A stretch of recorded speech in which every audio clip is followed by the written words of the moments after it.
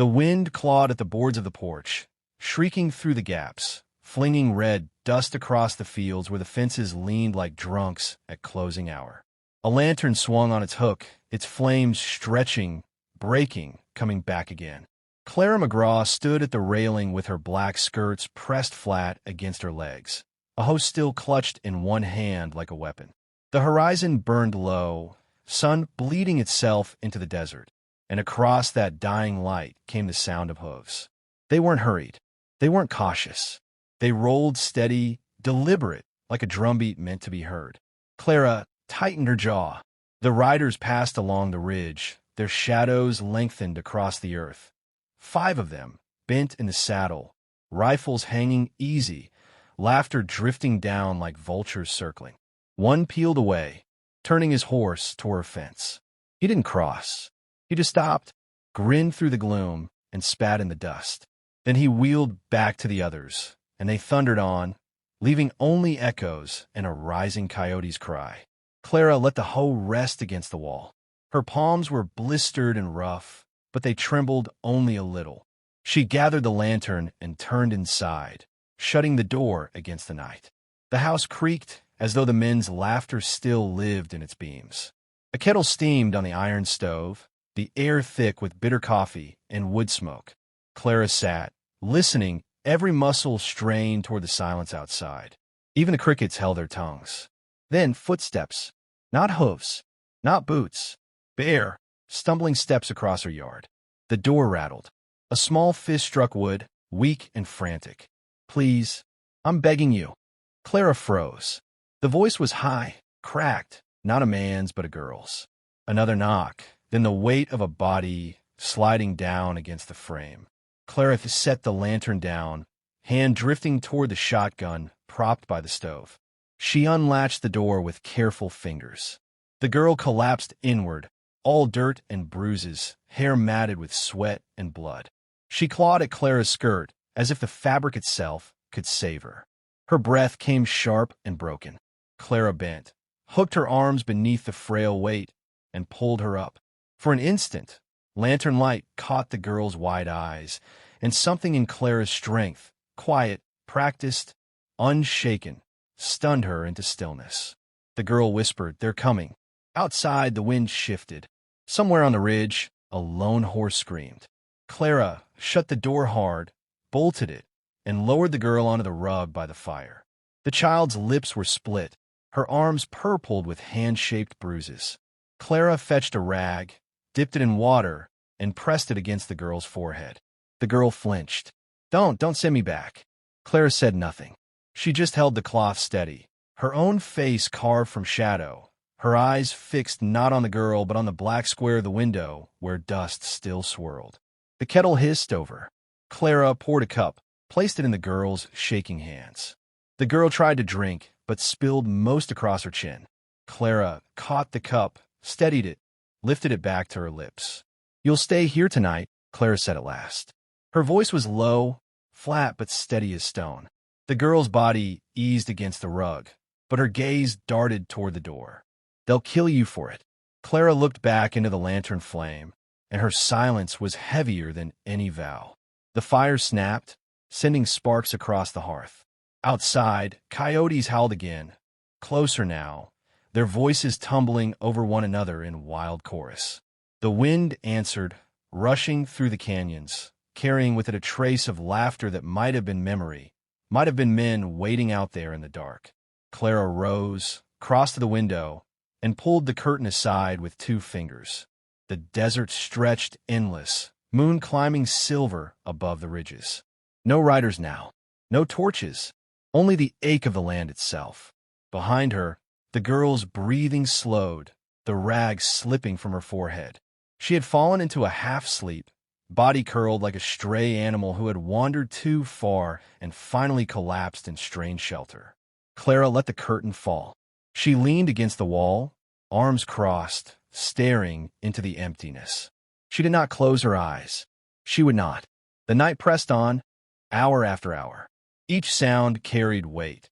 Shifting timbers, the crack of cooling earth, the far-off cry of an owl.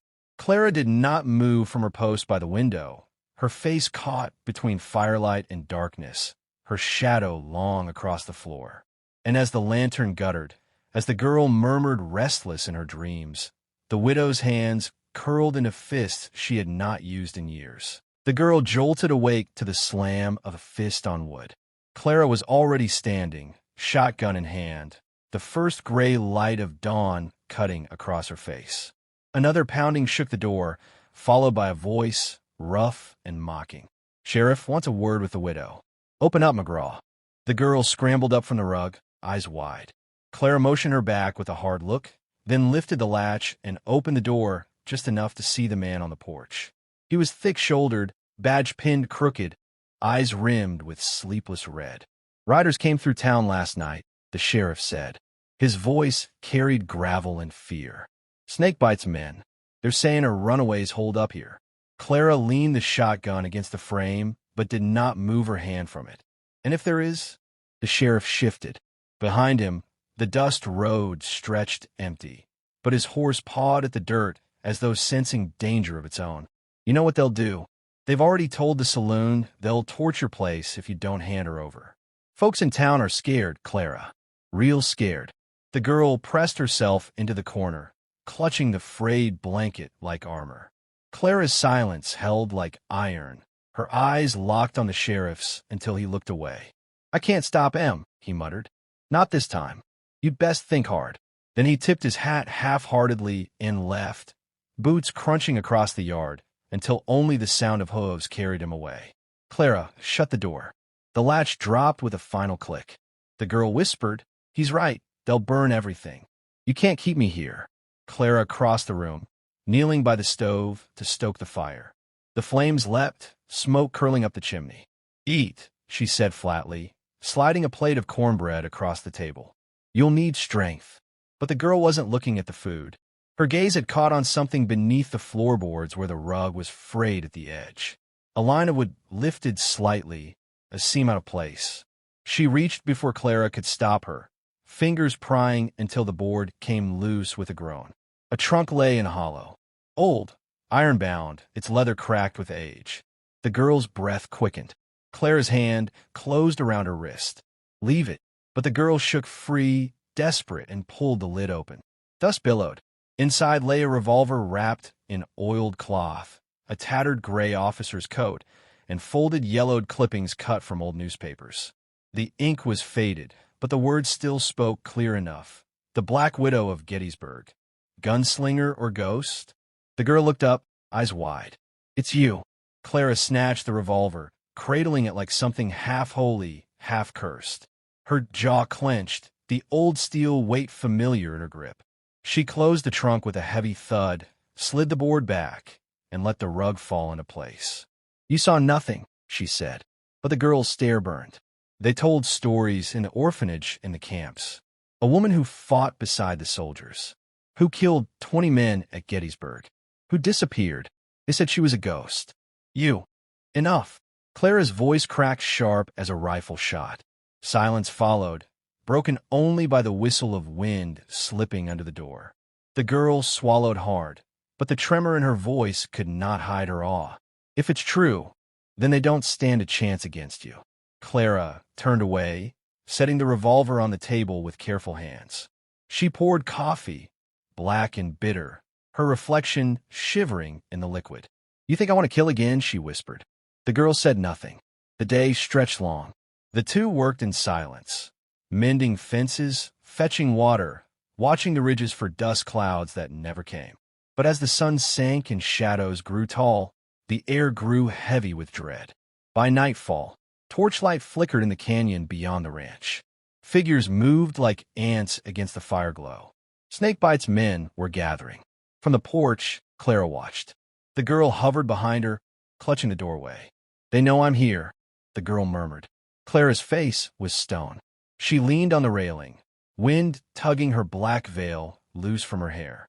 "Let him come." The girl's voice quivered. "Why help me? You don't even know me." Clara's grip tightened on the rail.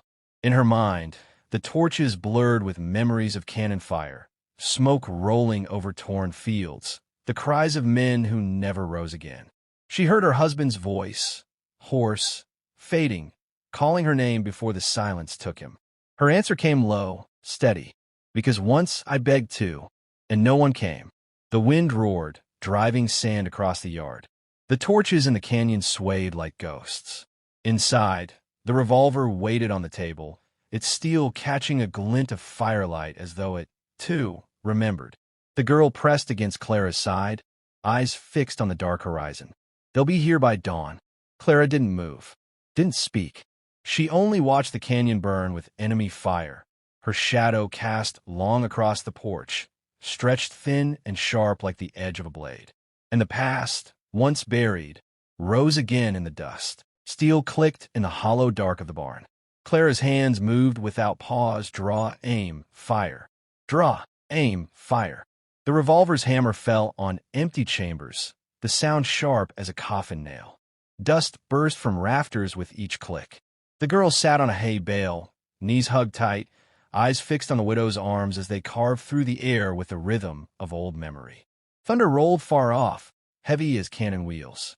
The lantern swayed, throwing Clara's shadow long across the stalls, and still she did not stop. By the time the first rooster crowed, she holstered the revolver and stepped into the morning. The girl followed, blinking against the red dawn. Across the valley, black specks moved on the ridges, riders spreading like oil. "They're closing in," the girl whispered. Clara tightened the strap on her gloves and started toward town. The saloon was full, but no one was drinking. Men hunched over tables, their cards untouched, eyes darting to the windows where sunlight glared off glass. Women stood in corners with children pressed to their skirts. The air smelled of whiskey and fear. The doors creaked. Clara stepped inside. Every head turned.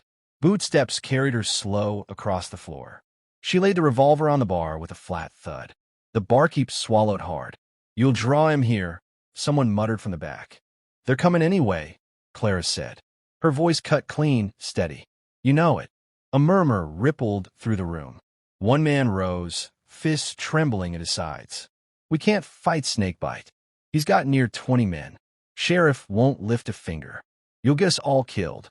Clara turned her head, veil brushing her shoulder. Her eyes, sharp as rifle sights, pinned him where he stood. "You'll die cowering or standing. Choice is yours." The room fell to silence. The only sound was the groan of the saloon sign outside, swinging in the growing wind. The girl slipped in behind Clara, face pale but unflinching. Whispers chased her. The runaway, the cause of this storm. Some eyes glared, others looked away. Clara picked up the revolver and slid it back into her holster.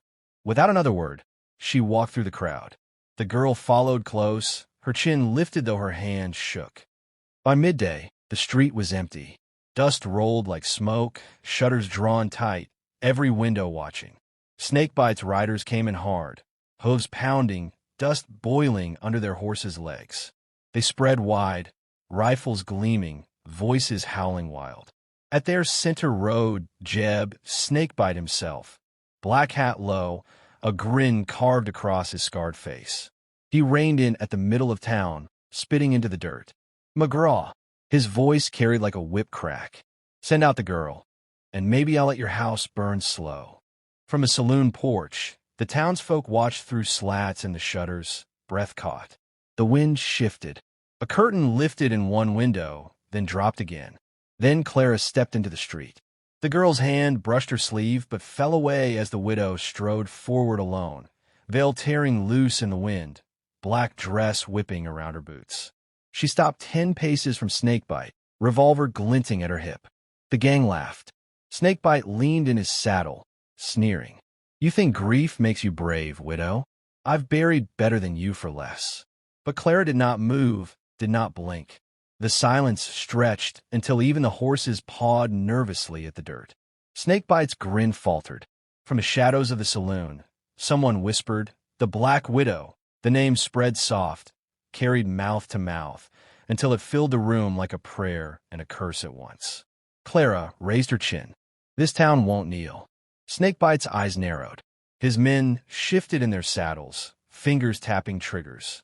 The street grew heavy with waiting.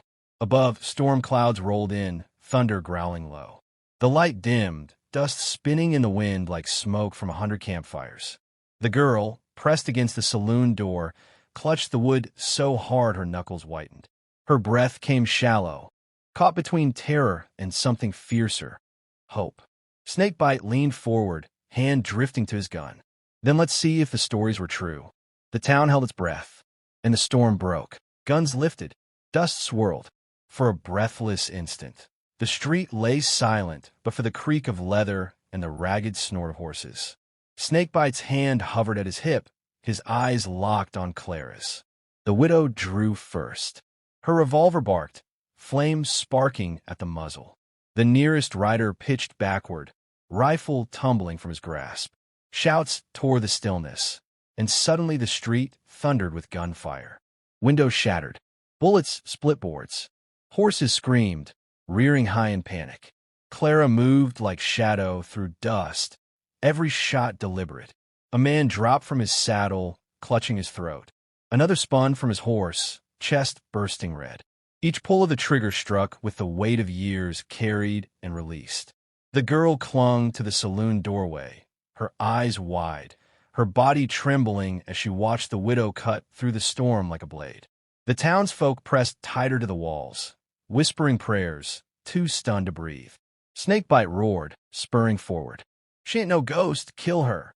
His men surged. Clara rolled to one knee, fanning the hammer, sparks flying as three fell in a breath. Powder smoke thickened, choking the air, stinging eyes and throats. Still she stood, veil torn away, hair wild, face hard as iron. Snakebite wheeled close, revolver raised. Their guns fired near the same heartbeat, his shot grazing her sleeve, her shattering the buckle at his belt, and spinning him sideways in the saddle. He cursed, steadying fury twisting his scarred face. He dismounted, boots slamming dirt, eyes locked on her. So the Black Widow still breathes. Clara stepped forward, empty cylinder clicking. She ejected shells, reloaded with steady hands, even as bullets chewed the earth around her. Thunder rolled overhead, the storm swelling black. Snakebite advanced, teeth bared. His men hesitated, their numbers broken, their courage draining. One by one, they backed toward their saddles, until only Snakebite stood firm, pistol drawn. The two faced each other in the heart of the dust-choked street. Townsfolk peered from shattered windows, breath caught, hearts hammering. The girl pressed her forehead to the doorframe, whispering without sound. Snakebite lifted his pistol. Clara's revolver snapped shut. The world held still. Lightning split the sky. Both fired. The cracks split the air, echoing across the valley. Snakebite staggered, gun dropping from his hand, blood blooming across his chest. He fell to his knees, eyes wide in disbelief, mouth shaping words he never spoke. Clara lowered her revolver, smoke drifting from the barrel. Her breath came slow, controlled, though her hands trembled once the silence returned.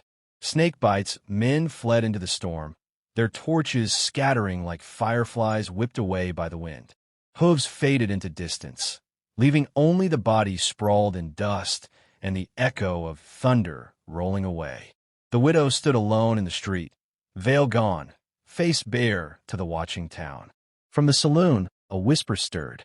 The Black Widow. Another voice joined, and another, until the name rose from the crowd like a hymn carried on the wind. Clara holstered her revolver. She turned to the girl, who stepped out from the doorway, eyes shining with fear and awe. The widow reached for her, steady hand pulling her forward into the circle of firelight spilling from broken windows. The girl whispered, "It's true, all of it." Clara looked past her, to the townsfolk emerging from shadow. Men who had hidden behind shutters, women clutching children, faces pale but lifted. For the first time in years, they stood in the open. She spoke low, voice rough but strong. "No one runs. Not anymore." Snakebite lay dying in the dust, breath rattling. Clara glanced once, then turned her back, leaving him to the silence he'd earned. The storm broke wide, rain lashing down, washing blood into the earth. The town, hushed and awed, gathered near, their fear shifting into something harder, something unshakable. And the storyteller's voice carried over the years. So it was the widow lifted the girl from despair, but in the rising she lifted a town as well. For grief may bind a soul, yet steel waits beneath. And justice, when it comes, wears many faces, sometimes sorrow's veil. The rain hammered on, drumming the rooftops, drowning the firelight, baptizing the town anew. And in that storm, the legend of the Black Widow lived again.